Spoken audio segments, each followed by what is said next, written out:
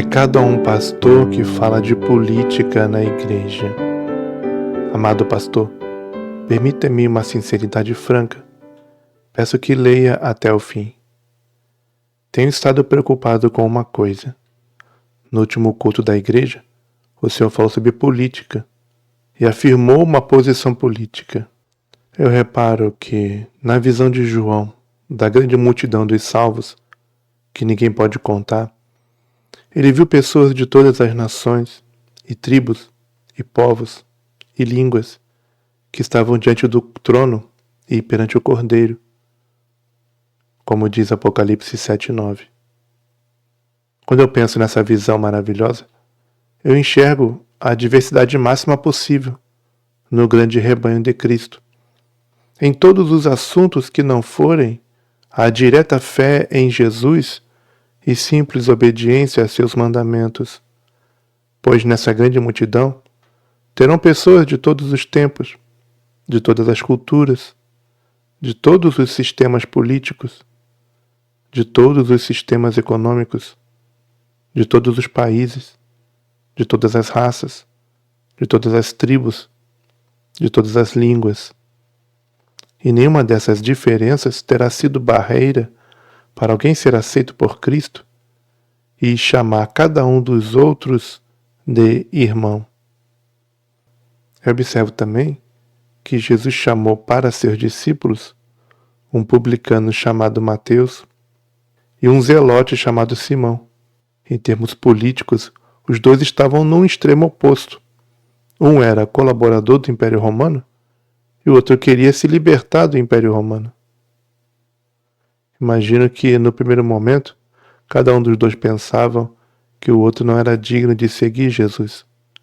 Mas entendo que com isso nosso Senhor deixou um exemplo de aceitação dos que pensam diferente de nós no meio da sua igreja. Isto porque Ele estava nos chamando para o reino de Deus, não para o reino dos homens. Um reino superior, um reino de cima, um reino do céu, um reino espiritual, que, portanto, transcende os reinos terrenos debaixo dos homens, cheios de imperfeições, incertezas, pecados e erros. Sobre isso, o meu Senhor disse: meu reino não é deste mundo, em João 18:36. E quando o quiseram fazer rei, ele se recusou, diz João 6,15. E quando pediram para ele agir como juiz, recusou também, diz Lucas 12:13 e 14.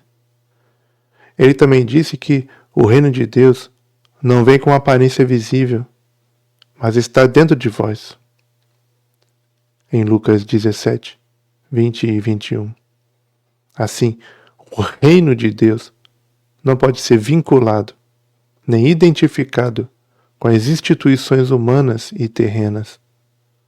Afinal, todas as ideologias políticas, sistemas econômicos e cargos de governo são apenas invenções humanas imperfeitas, falhas, temporárias, limitadas, relativas e manchadas pelo pecado, sendo, portanto, indignas de lealdade absoluta.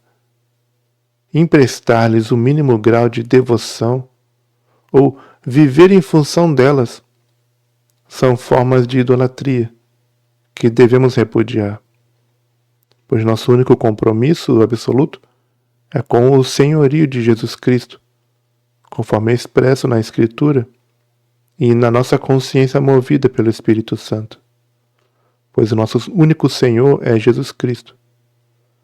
Nosso único poder é o do Espírito Santo. Nosso único conteúdo é a Bíblia. Nosso único método é a pregação do Evangelho. Nossa única missão é fazer discípulos. E nosso único alvo é a glória de Deus Pai. Portanto, enquanto igreja, todas as nossas reuniões e dependências devem ser consagradas exclusivamente a estes propósitos, e toda concessão de palavra aos participantes tem exclusivamente estes objetivos. Enquanto Igreja de Cristo, leal somente a Cristo, a serviço somente de Cristo, não somos nem vinculados, nem patrocinados, nem associados, nem subalternos a nenhum candidato, nenhum político, nenhum partido, nenhuma ideologia e nenhum sistema econômico. Somos completamente independentes deles. Nunca devemos ter como igreja nenhum compromisso de promover ou combater nenhum deles.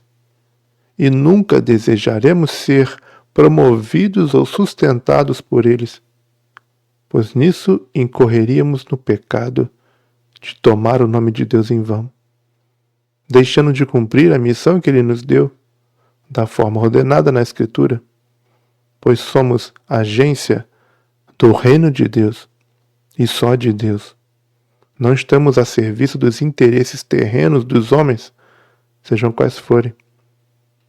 Ainda que, possuindo convicção do que cremos, reivindicamos e promovemos para todo ser humano a completa liberdade de fé, religião e associação. Pois cada um prestará contas a Deus, diz Romanos 14:12. Pressupondo assim também as liberdades de crença e de pensamento, as quais implicam em liberdade política e ideológica para todo ser humano.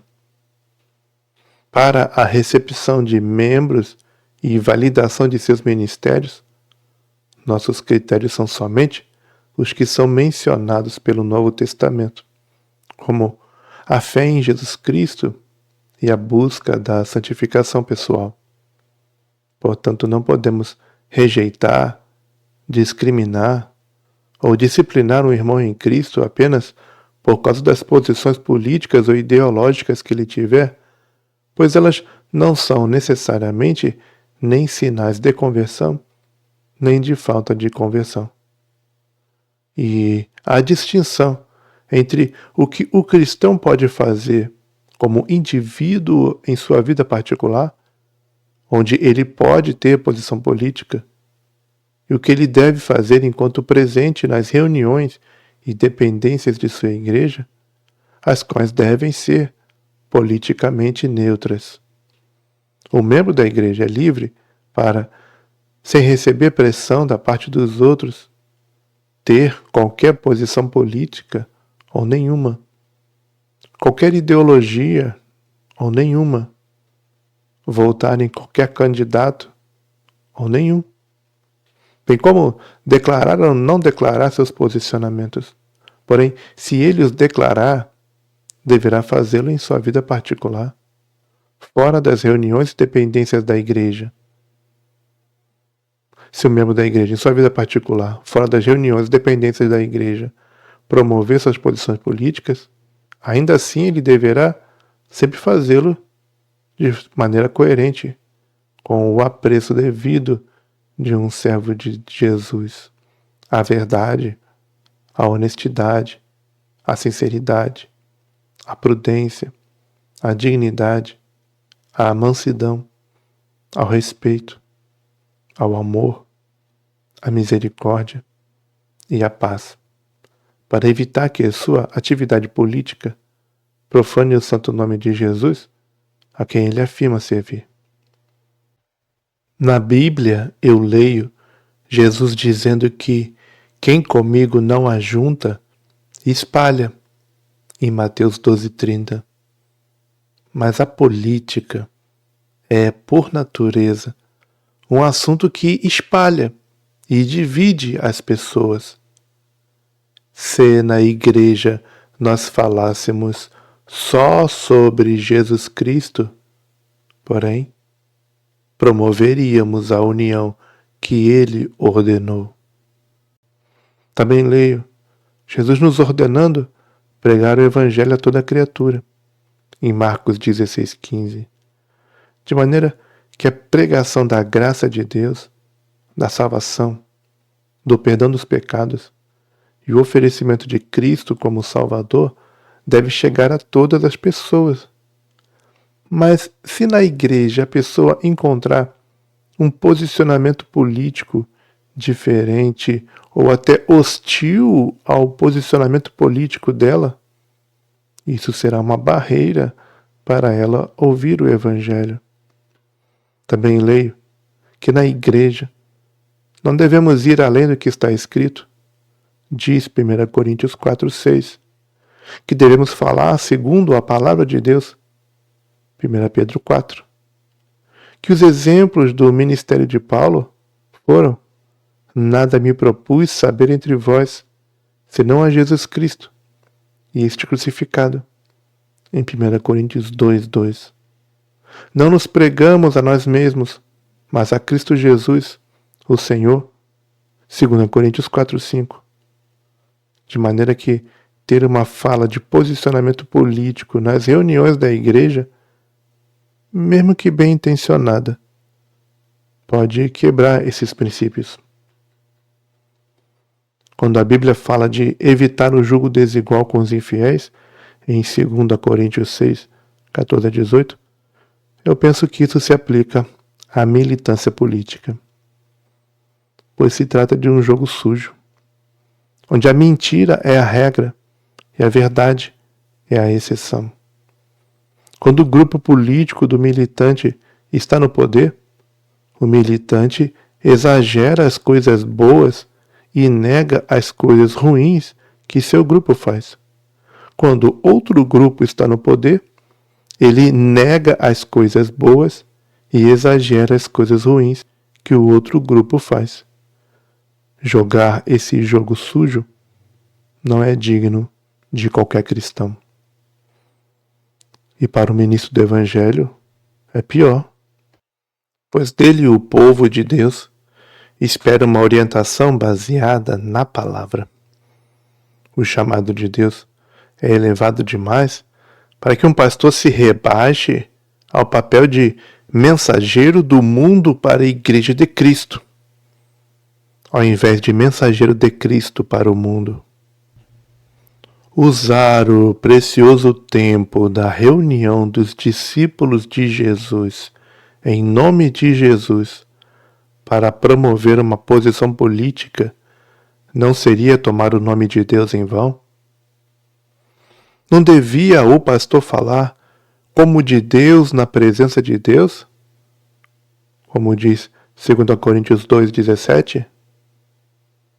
Aquele que tem a minha palavra, fale a minha palavra com verdade. Que tem a palha com o trigo, diz o Senhor em Jeremias 23:28.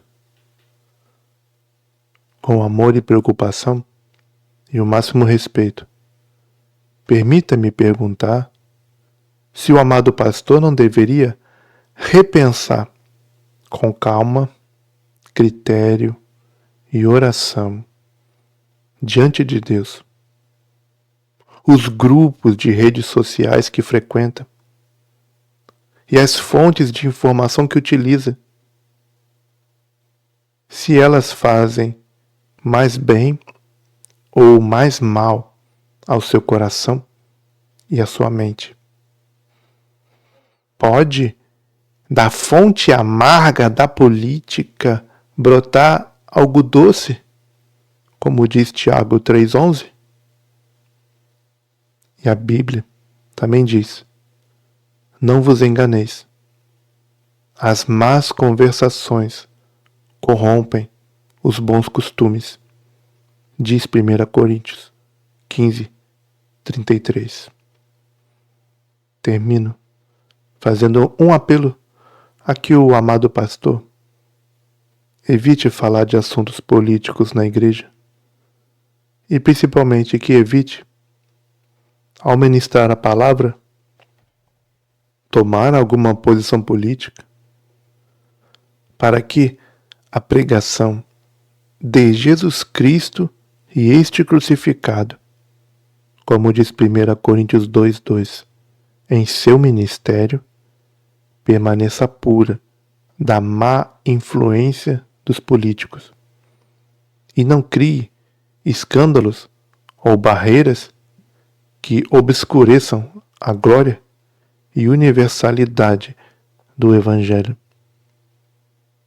Permita-me a liberdade e sinceridade acima. Afirmo que é bem intencionada e sem parcialidade. Considero o que digo, e o Senhor te dê entendimento em tudo. Como diz 2 Timóteo 2,7.